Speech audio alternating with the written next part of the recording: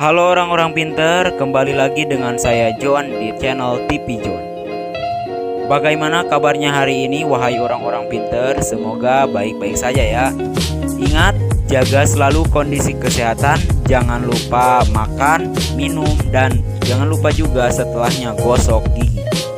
Pada video kali ini saya akan merangkum lanjutan dari film The Raid 1, yaitu filmnya berjudul The Raid 2. Film The Raid 2 ini menceritakan Rama yang berhasil keluar dengan selamat dari gedung sarang gangster. Ia kembali diberi misi lagi agar ia dapat selamat dari incaran para mafia yang lebih besar. Kali ini ia harus mencari polisi korup siapa saja yang bekerja dengan mafia. Yang akhirnya demi menjalankan misi ini ia harus masuk ke dalam penjara dan bergabung ke dalam gangster terbesar di Jakarta. Oke, jangan lupa simetriskan posisi rebahan karena kita akan gas.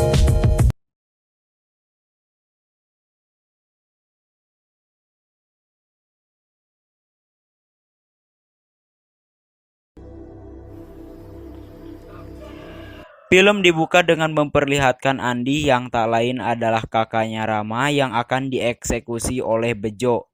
Karena dimana pada film sebelumnya dia telah berkhianat kepada bos Tama. Scene berpindah di mana Rama yang diinterogasi oleh seorang komandan kepolisian yang bernama Bunawar. Bunawar ini sedang mencari bukti siapa saja oknum polisi korup yang bekerja sama dengan mafia, termasuk orang yang bernama Reja. Dan seperti yang kita ketahui, ia menginginkan Rama untuk bergabung menjalankan misi ini. Awalnya Rama sempat menolak karena ia melihat kekejaman Bunawar yang telah menembak Letnan Wahyu. Namun setelah mengetahui kakaknya mati oleh Bejo, ia akhirnya menerima tawaran tersebut. Dalam rencananya itu, Bunawar menyuruh Rama untuk masuk ke dalam penjara agar dia bisa dekat dengan seorang anak bos besar mafia yang menguasai wilayah Jakarta. Dan Rama disuruh untuk menghajar seorang anak pejabat yang telah mematok dana terbesar terhadap Bejo. Dan juga guna agar Rama bisa mempunyai nama untuk masuk penjara. Selain ini, kini ia harus mengganti namanya untuk menyembunyikan identitas aslinya. Dan nama pengganti tersebut adalah Yuda. Jadi, sekarang kita akan panggil dia Yuda. Di hari pertamanya sebagai tahanan baru, ia yang sedang nongkrong enak di WC langsung diserbu oleh tahanan lain di sana. Meski akhirnya ia harus dikeroyok, tapi di posisi itu kemungkinan enggak bakalan terlalu fatal. Dan ia pun berhasil mengalahkan semua orang yang menyerbunya. Karena kejadian itu, ia ditawari untuk bergabung oleh orang yang bernama Uco. Yang tidak lain Uco adalah target utama Yuda agar bisa dekat dengannya karena ia adalah anak dari bos mafia terbesar di Jakarta yang bernama Bangun. Tetapi agar identitasnya tidak terbongkar, Yuda menolak dulu tawaran itu. Hingga suatu hari, pada saat tahanan sedang berkumpul di lapangan, Yuda melihat ada kejanggalan di sana. Dan benar saja, tiba-tiba Uco diserang oleh anak buahnya sendiri. Mereka terlihat ingin membunuh, namun di sini Yuda mencoba menghalau serangannya dan terjadilah baku hantam di sana. Karena situasi yang semakin memanas, akhirnya para sipir yang ada di sana masuk untuk menghentikan perkelahian itu. Tapi ternyata perkelahian itu bukannya berhenti, malah semakin menjadi-jadi dan banyak korban yang tewas berjatuhan.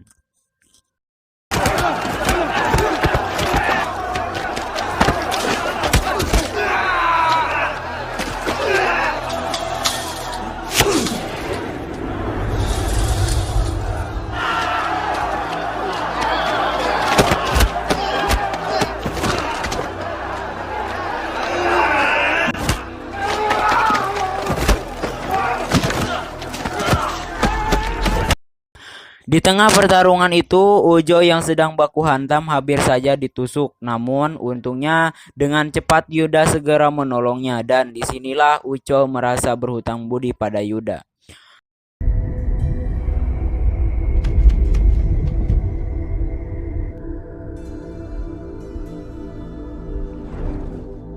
Dua tahun setelah itu, ketika Yuda keluar dari penjara, terlihat ia dijemput oleh Uco untuk diperkenalkan kepada ayahnya.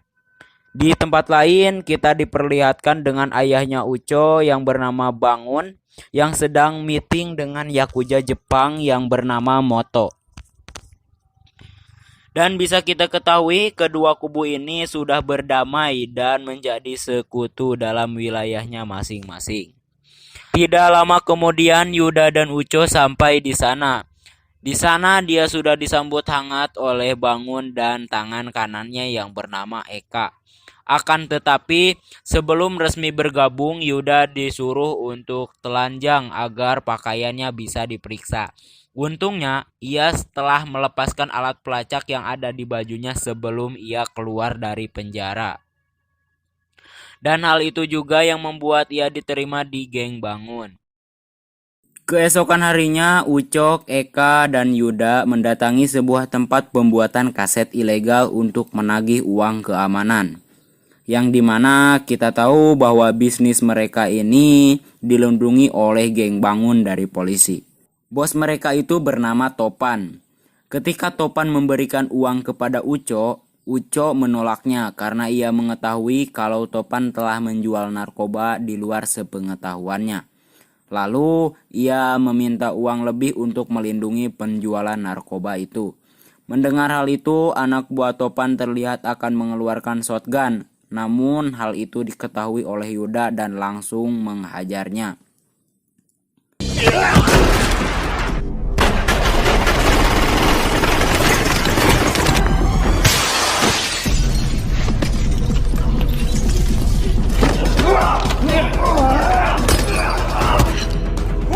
Dalam pertarungan itu, Yuda berhasil mengalahkan mereka semua dan Topan pun mati mengenaskan di tangan Yuda.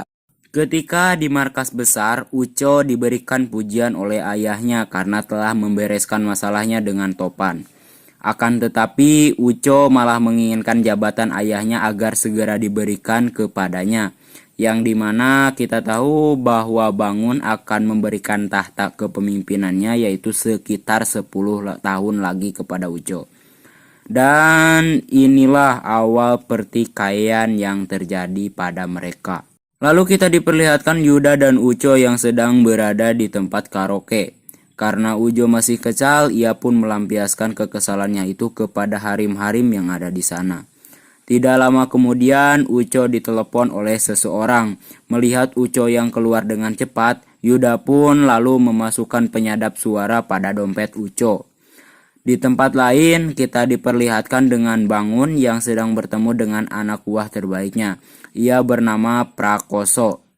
Yang ternyata Prakoso ini mungkin saudaranya Mado karena mereka ini mirip.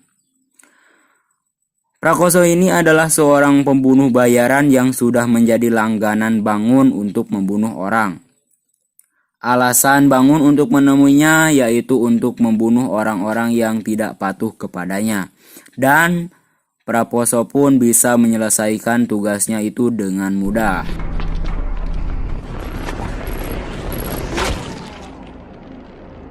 Keesokan harinya kita diperlihatkan dengan Uco yang bertemu dengan Bejo untuk membahas bisnis. Di tengah perbincangannya, Bejo meminta wilayah yang dikuasai oleh geng Goto, sedangkan Uco meminta bantuannya untuk mengkudeta kepemimpinan ayahnya. Untuk meyakinkan kerjasama mereka, Bejo memberikan hadiah berupa tahanan yang telah mencoba membunuh Uco di dalam penjara. Saat ia akan membunuh orang terakhir, ia melihat tato simbol di tangannya. Nah, nanti kita akan jelaskan simbol apakah itu. Setelah itu kita diperlihatkan dengan Prakoso yang sedang diserang oleh sekelompok preman yang ternyata itu adalah anak buahnya Bejo. Dalam pertarungannya itu, Prakoso mampu mengalahkan mereka, tapi karena jumlah mereka yang semakin bertambah, Prakoso pun sedikit kewalahan dan terkena beberapa sabetan yang membuat ia sekarat hingga akhirnya ia harus mati. Ia dibunuh oleh anak buah andalan Bejo, yaitu Asasin. Dan ternyata Uco melihat kejadian itu, yang dimana kita tahu itu adalah rencananya untuk mengadu dombakan Bangun dan Goto. Terlihat ketika Uco menemui ayahnya dan menyuruh ayahnya untuk menyerang klan Goto karena telah membunuh Prakoso yang telah berjasa terhadap keluarganya. Akan tetapi Bangun tidak langsung mengambil keputusan agar tidak terjadi perang antar klan. Dan karena kejadian itu, rencana Uco tidak berjalan dengan mulus, yang membuat ia harus menyiapkan rencana baru. Lalu Bejo mengeluarkan 3 kepercayaannya, yaitu Assassin, Hamburgil, dan Bowman untuk membantai orang-orang penting di klan Goto. Bisa kita ketahui Hamburg dan Bowman adalah adik kakak yang menjadi pembunuh agar bisa terlepas dari kekejaman ayahnya. Akhirnya mereka bertiga berhasil membunuh orang-orang penting di klan Goto. Bersamaan dengan itu, ketika Yuda hendak pergi, ia di jalan diserang oleh sekelompok orang yang langsung menusukkan golok ke mobilnya.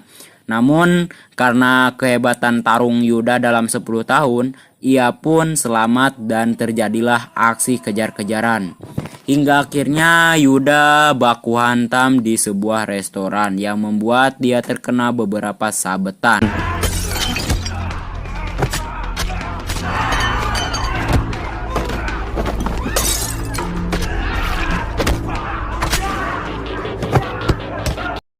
Dan ia juga melihat identitas polisi di orang yang telah ia bunuh. Karena orang-orang penting klan Goto yang berjatuhan, akhirnya Bangun dan Goto mengadakan pertemuan. Dalam pertemuan itu, Uco sempat ikut campur dan dia bilang tidak mau lagi berdamai dengan klan Goto. Namun perkataannya itu dibantah oleh sang ayah, dan bahkan Bangun meminta maaf kepada Goto atas kejadian itu. Di markas besar, Bangun menghajar anaknya karena perbuatan yang hampir saja membuat kedua pihak itu berperang. Saat Eka menyuruh Bangun berhenti mengajar, menghajar. Tiba-tiba Bejo dan anak buahnya datang. Melihat kedatangan Bejo, tiba-tiba Uco menodongkan pistol kepada ayahnya dan langsung menembak ayahnya. Melihat hal itu, Eka langsung mengeluarkan pistolnya, namun Eka kalah cepat. Eka malah ditembak. Di saat Bejo akan membunuhnya, tiba-tiba Yuda datang dan nekat untuk langsung menghajar mereka dan menyuruh Eka untuk pergi dari situ. Terjadilah baku hantam dengan Assassin yang membuat Yuda harus pingsan. Namun karena kebiasaan Bejo yang selalu membunuh orang di dekat sawah, lalu ia menyuruh anak buahnya untuk membawa Rama ke sana. Dan karena kehokian Yuda yang masih berlaku, pembunuhannya pun ditunda. Di samping itu, Eka mencoba untuk menyelamatkan Yuda meski ia harus dihadang beberapa anak buahnya Bejo. Sedangkan Yuda yang sudah sabar tanpa banyak bacot, lalu baku hantam lagi di sana dan membunuh mereka semua. Lalu ia meloncat ke dalam mobil Eka. Setelah itu mereka berdua pergi ke daerah Gedung Tua. Dan disinilah kita dapat mengetahui bahwa Eka juga adalah anggota kepolisian yang ditugaskan Bunawar sebagai intel. Dan ternyata dari awal Eka sudah mengetahui identitas asli Yuda sebagai intel yang sama dengannya. Namun Eka harus terjebak di dalam geng Goto dan tidak bisa keluar. Karena kondisi Eka yang semakin parah, kemudian ia keluar dari mobil dan duduk meditasi di sana. Sedangkan Yuda langsung gaspol menuju markas Bejo. Di sana ia langsung menyerang markas Bejo sendirian dan terjadilah baku hantam dengan para anak buah Bejo.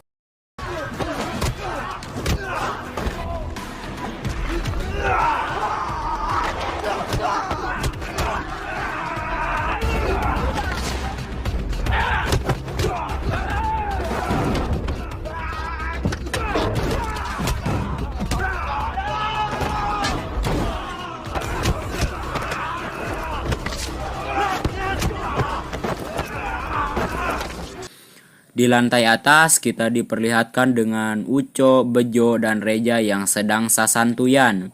Yang dimana kita tahu Reja adalah target utama dari misi Yuda. Di sini Uco tidak sengaja melihat tato Bejo yang sama persis dengan orang yang dieksekusinya. Dan ternyata dalang dari penyerangan saat Uco di penjara adalah Bejo. Uco makin percaya dengan ditambahnya penyadap suara yang ada di dompetnya. Dia mengira bahwa penyadap suara itu diterapkan oleh Bejo.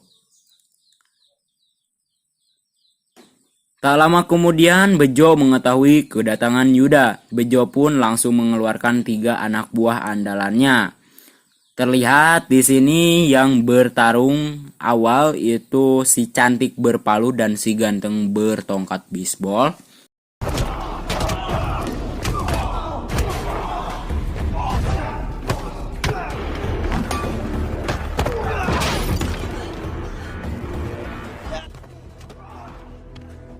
Hingga akhirnya Yuda berhasil mengalahkan mereka berdua dengan sadis. Dan tongkat bisbol itu pun langsung menempel di wajah Bisballman. Ia pun melanjutkan perjalanannya lagi dan ternyata ia sudah ditunggu oleh raja terakhir yaitu Assassin di ruang dapur. Di sana ia baku hantam lagi. Di sini terlihat jurus mereka yang sedikit mirip.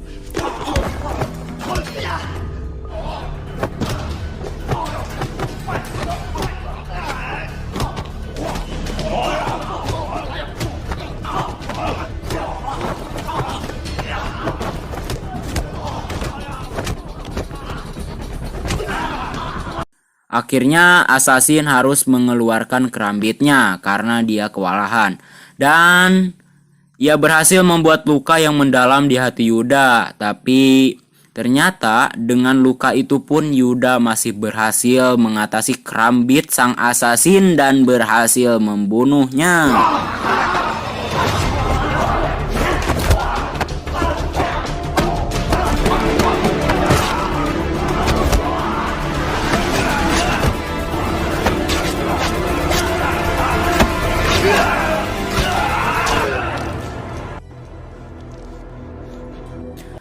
Setelah itu ia langsung ke lantai di mana Bejo, Reja, dan Ucok berada.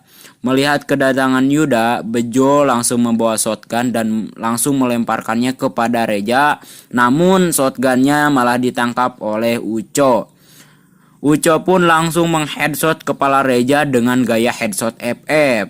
Melihat kejadian itu, Bejo malah menghiraukannya dan malah mengincar Yuda. Tapi tanpa ia sadari Uco telah mengincarnya dan langsung mengheadshot juga kepala si Bejo. Karena Uco telah mengetahui bahwa Bejo hanya memanfaatkannya saja. Setelah itu ia mencoba membunuh Rama yang bersembunyi di balik kursi. Namun karena kehebatan Rama ia langsung keluar dan langsung menusuk Uco hingga tewas. Dan kini semua anggota dari kedua klan itu telah tewas di tangan Yuda. Setelah itu Yuda berpikir bahwa masalahnya selesai. Tapi pada saat ia keluar ia dihadang oleh klan Goto yang dipimpin oleh Keci. Namun ternyata Keci hanya menawarkan kepada Yuda untuk bergabung ke klan Goto karena Yuda telah membantai klan Bejo dan klan Bangun meskipun ia sendirian. Lalu film pun tamat dengan ending yang cukup memuaskan.